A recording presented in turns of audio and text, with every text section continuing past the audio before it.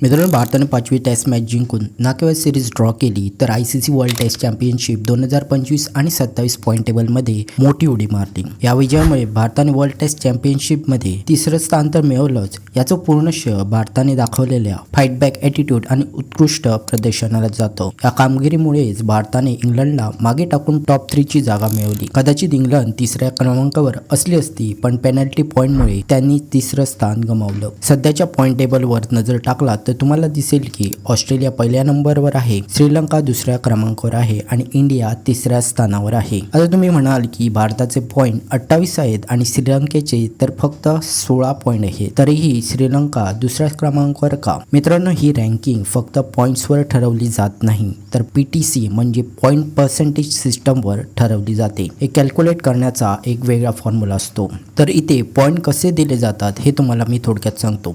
तर कोणतीही टीम जर मॅच जिंकली तर त्या टीमला 12 पॉईंट्स मिळतात, जर मॅच ड्रॉ झाली तर 4 पॉईंट आणि चुकून जर मॅच टाय झाली तर टीमला 6 पॉईंट मिळतात। आता जर तुम्ही पॉईंट्स टेबलवर बारकाईने पाहिलं तर तुम्हाला दिसून येईल की ऑस्ट्रेलिया 3 मॅच जिंकली म्हणून त्यांचे पॉईंट 36 आहे, 12 त्रिक 36। तसेच श्रीलंकेने 2 मॅच पैकी 1 जिंकली आणि 1 ड्रॉ झाली म्हणून त्यांचे पॉईंट 16 आहेत, 12 + 4। तसेच इंडियाने 5 पैकी 2 मॅच जिंकली आणि 1 ड्रॉ झाली, त्यामुळे इंडियाचे पॉईंट 28 आहेत। आता तुम्हाला कळालं असेल की पॉईंट टेबलवर पॉईंट्स कसे दिले जातात, पण इथे रँकिंग ही PTC वरून ठरवली जाते। त्याशिवाय जर टीमने स्लो ओव्हर रेट किंवा कोणतीही चूक केली तर त्या टीमवर पेनल्टी लावली जाते आणि ह्याचा परिणाम पॉईंट टेबलवर दिसून येतो। याच कारणामुळे इंग्लंडचे 28 पॉईंट असायला पाहिजे होते, पण त्यांना पेनल्टी लागली म्हणून त्यांचे 2 पॉईंट कट झाले आणि त्यांचे आता पॉईंट 26 आहेत। या पेनल्टीमुळेच भारताला थोडा ॲडव्हान्टेज मिळाला आणि भारत टॉप 3 मध्ये पोहोचला। या पॉईंट टेबलमध्ये येणाऱ्या काळात बरेचसे बदल आपल्याला पाहायला मिळणार, कारण बऱ्याचशा टीमचे अजून मॅचेस पण झाले नाहीत आणि बऱ्याच टीमने फक्त एकच टेस्ट सिरीज खेळली आहे।